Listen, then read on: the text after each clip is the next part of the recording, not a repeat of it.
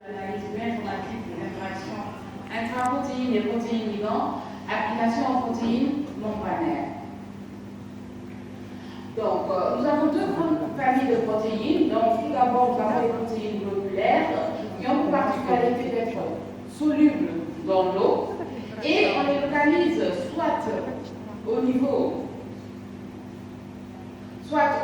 cytoplasmique, soit au niveau périplasmique, ou bien encore au niveau extracellulaire. Comme exemple de protéines globulaires, nous avons les enzymes digestives, les immunoglobulines et l'insuline et bien d'autres.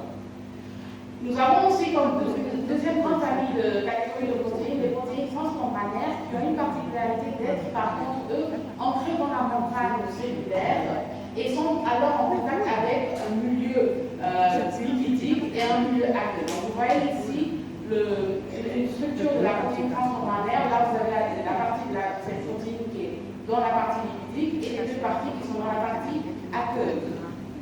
Donc, elle peut jouer une fonction de récepteur, de transporteur actif ou passif, et bien d'autres fonctions. Et comme exemple, nous avons les canaux à eau, à ion, les transducteurs de sodio et bien d'autres. Dans notre travail, on va développer des potentiels statistiques de protéines membranaires dans le but d'étudier les interactions entre acides aminés et adhénins prédictifs.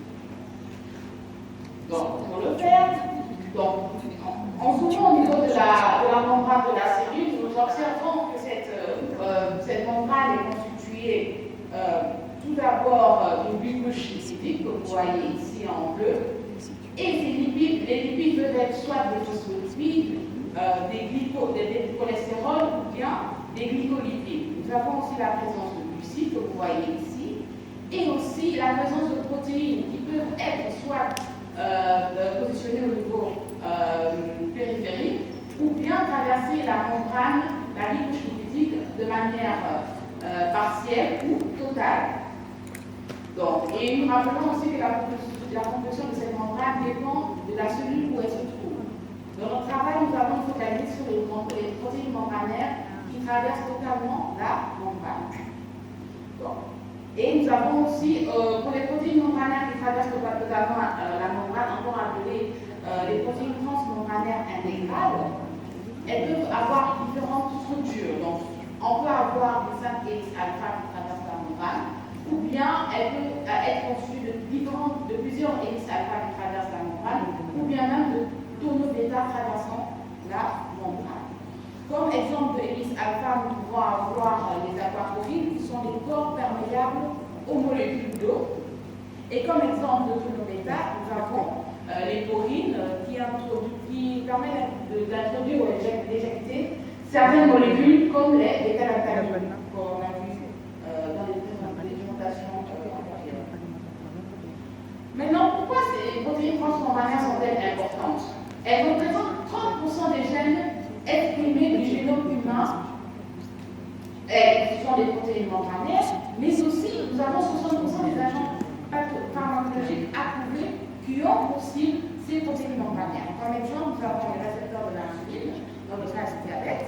Ici, nous observons une protéine membranaire qui est le récepteur de l'insuline et l'application de l'insuline va entraîner une voie de signalisation qui va activer une vésicule intracellulaire qui va elle aussi transporter une autre protéine transmembranaire vers la membrane de la cellule afin de permettre l'introduction du glucose dans la cellule. Dans le cas du diabète, nous avons un taux très élevé de glucose dans le sang, d'où parfois la prescription de l'insuline afin de diminuer ce taux dans le sang.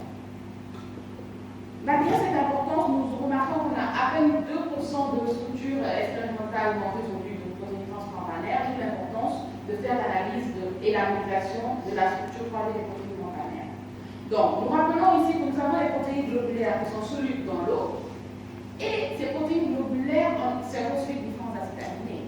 Et l'activité de ces acides aminés entre elles fait en sorte qu'on a la formation de l'interaction et des effets hydrophores, des liaisons ioniques, des liaisons disulfures, et toutes ces interactions vont contribuer au repliement de ces protéines en 3D. Et ces effets et la contribution énergétique de ces différentes interactions est bien connue. Par contre, maintenant, pour les protéines membranaires, transmembranaires, nous savons aussi qu'on a l'intervention de ces différents effets et différentes interactions, mais par contre, la contribution énergétique de ces différentes interactions n'est pas bien connue. D'où notre premier objectif, c'est l'analyse détaillée des interactions stabilisant les régions trans et extramembranaires. Pour le faire, nous avons d'abord établi différents ensembles de données. Nous avons un ensemble de données de protéines membranaires et on a divisé en une partie transmembranaire et une partie extramembranaire de la protéine. Et pour comparaison, nous avons utilisé des protéines globulaires. On va tout d'abord commencer par calculer la fréquence d'observation de ces différents acides aminés dans notre ensemble. On a donc ici un histogramme qui nous relate de la différence de la fréquence entre dans la partie extramembranaire, moins la fréquence de la partie transmembranaire. Et nous observons ici, et bien sûr cette fréquence est en fonction de l'accessibilité au solvant de ces différents acides aminés. Et nous observons que les acides aminés aliphatique et aromatiques sont plus fréquents au niveau transmembranaire qu'au niveau extramembranaire. Et les acides aminés chargés et polaires se retrouvent plus au niveau extramembranaire que transmembranaire, ce qui est normal parce que les acides aminés qui sont hydrophobes, donc les aliphatique et aromatiques, ont tendance à fuir l'eau, donc à être à l'intérieur de la donc des régions transmembranaires. Et les acides aminés qui n'aiment pas, qui aiment l'eau, tels que les acides aminés chargés et polaires, vont être à l'extérieur de la membrane. Donc, pour mieux visualiser notre calcul de fréquence, nous avons positionné la membrane. Et nous avons calculé la fréquence en fonction de la position de la membrane. Et nous avons vu pour les acides aminés aliphatiques, ils sont distribués de manière équiprobable tout le long de la membrane de nos protéines. Et par contre, pour les acides aminés aromatiques, nous remarquons qu'ils sont positionnés au niveau périphérique de notre membrane, ce qui est dû au fait que ces acides aminés aromatiques jouent un rôle dans la fixation de la protéine avec les têtes phospholipides de la membrane. Pour pouvoir mieux analyser ces interactions, nous allons utiliser les potentiels statistiques qui sont dérivés des structures protéiques expérimentales. Et elles décrivent les interactions qui stabilisent le type de protéines présentes dans nos différents ensembles. Donc, elles sont basées sur la propriété du fait que plus la fréquence des interactions est grande, plus elle contribue à l'énergie, favorablement, elle contribue énergétiquement, elle contribue à l'énergie totale de la protéine. Et pour les potentiels statistiques, on a les potentiels statistiques dérivés d'un ensemble de structures de protéines globulaires.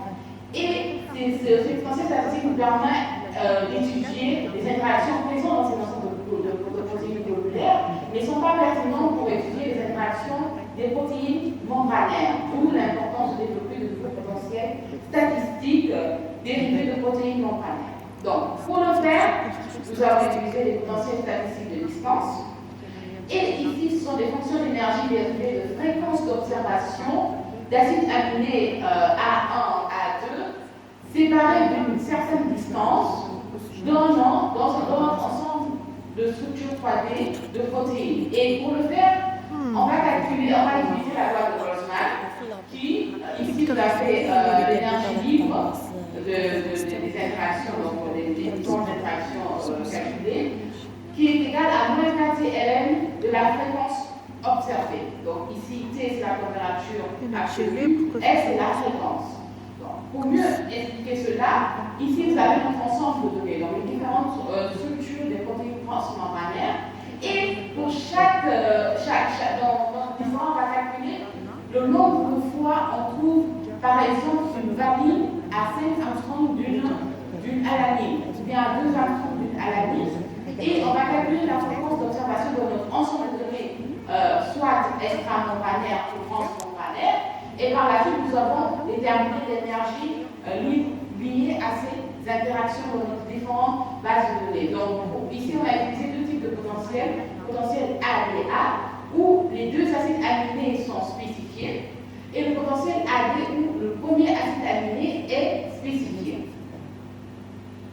Donc, comme résultat, on a observé les interactions Pont-Salin, qui sont les interactions entre les acides aminés chargés positivement et négativement. Donc, ce sont les interactions Pont-Salin. Et là, nous avons remarqué, donc là vous avez une courbe qui représente ici l'énergie libre en fonction de la distance. Et nous voyons que, et en rouge, vous avez les résultats des protéines de la partie transmembranaire, en bleu, les résultats de la partie extramembranaire, et en pointillé, la comparaison avec les protéines globulaires. Et on voit que ces interactions contribuent plus à la stabilité dans les régions transmembranaires. Et on vous rappelle que dans la formule, le delta W est égal à moins 4 de la fréquence. Donc plus la fréquence est grande, plus le delta W est petit. Donc c'est pourquoi ici, avec la partie transmembranaire, on a des valeurs négatives ici. Avec la partie transformation, nous montre que c'est stabilisant. Et pour comparer maintenant la lysine et l'arginine, on sait que l'arginine, on a une charge délocalisée au niveau de l'arginine, ce qui fait en sorte qu'avec l'arginine, on a une plus grande stabilité qu'avec la lysine. Et comme exemple de la formation des séquences avec notre différentes structures, nous avons vu la formation de réseaux de points salins dans des hélices alpha que vous voyez ici.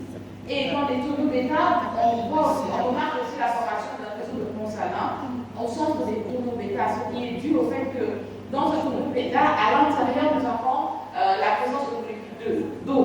Donc forcément, les résidus qui sont chargés ont tendance à être au centre de ce tonneau bêta.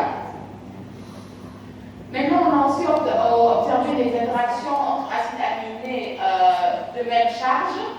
Et nous avons normalement un acide aminé de même charge qui est censé se repousser. Donc cela est défavorable dans les protéines globulaires et dans la partie extramembranaire de nos protéines. Mais par contre, c'est favorable au niveau de la partie transmembranaire de la protéine. Et plus précisément au niveau des tonneaux bêta. Bien sûr, dû au fait du gain de survalation au centre de ces tonneaux bêta. Donc ces acides aminés de même charge ont tendance à se retrouver au centre parce qu'ils préfèrent être au niveau dans un milieu où il y a la présence d'eau. Donc on a un exemple ici où on a 4 arginines qui sont côte à côte dans une porée. Donc notre deuxième objectif maintenant, c'est de faire la prédiction de la localisation de ces acides aminés à l'intérieur ou à l'extérieur de la membrane.